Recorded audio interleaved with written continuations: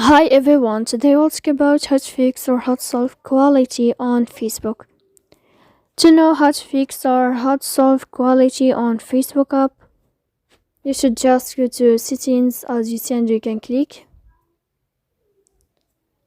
Here you can click on apps, default apps, app settings. Then you will enter to Facebook and you can click.